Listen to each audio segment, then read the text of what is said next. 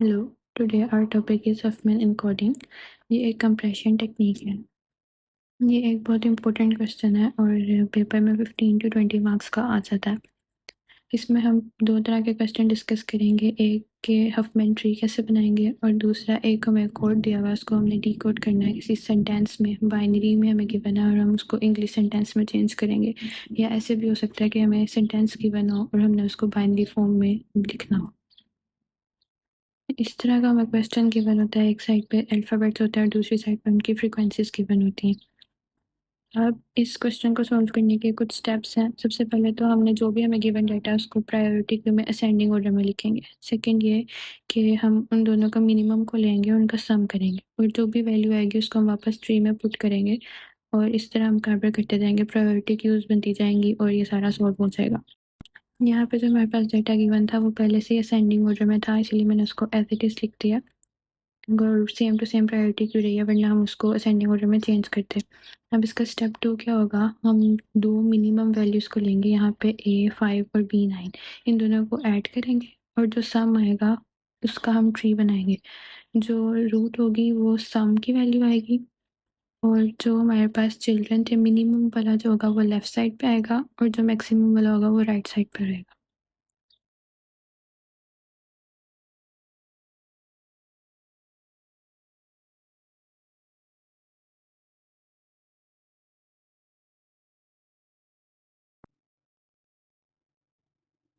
अब जो हमारे पास ट्री आ गया है, इसको हम फिर से स्टेप नंबर 4 में प्रायोरिटी क्यू में पुट करेंगे और चेक करें और इसको भी असेंडिंग ऑर्डर में रखेंगे।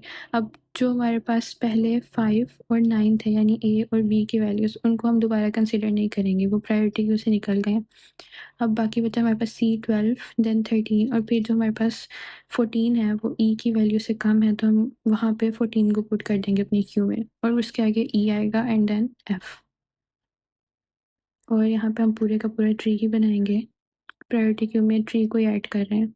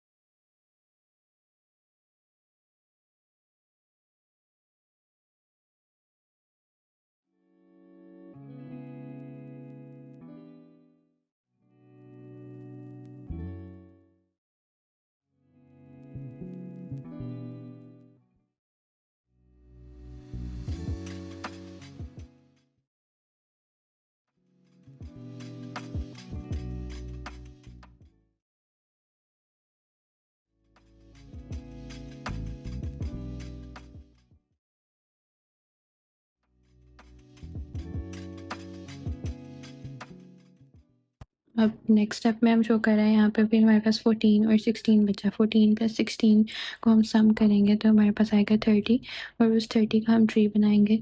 हमारे पास लेफ़्ट साइड में आ जाएगा 14 और 14 के साथ साथ बाकी के जो ए और बी हैं वो भी हम लिखेंगे। एज इट इज़ पूरे का पूरा 14 ही हम एक साइड पे लिख रहे हैं और दूसरी साइड पे हमारे पास E16 आ गया। अब ये दोनों, ये फिर एक ट्री बन गया। अब हम इस ट्री को फिर से प्रायोरिटी क्यू में पुट करेंगे और वही स्टेप्स रिपीट करेंगे।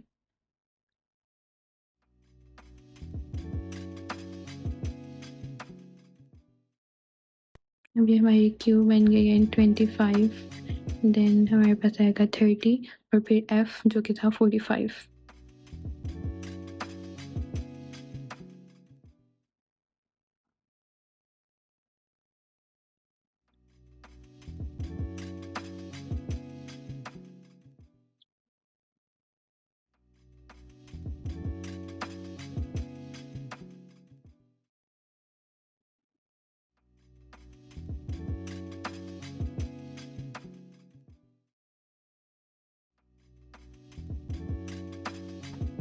अब यहाँ पे हमारे पास प्रायोरिटी क्यू में 2 ही एलिमेंट्स रह गए हैं, F45 एंड देन 55 जो सबका सम है।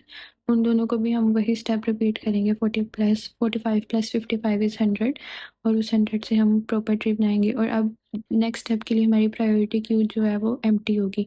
तो वहाँ पे हमारा ट्री कंप्लीट हो गया। अब ये जो 100 वाला ट्री है यही हमारा प्रॉपर हफमैन ट्री होगा। इसमें हम सारे एलिमेंट्स को वैसे ही सीक्वेंस में लिखेंगे जैसे हमारा स्टार्ट से आ रहा है, कुछ भी चेंज नहीं करना।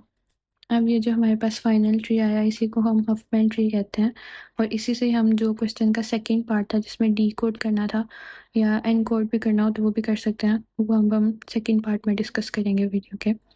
एक सेपरेट वीडियो बनेगी, वहाँ पे आप लोगों को सेकंड पार्ट भी शो हो जाएगा।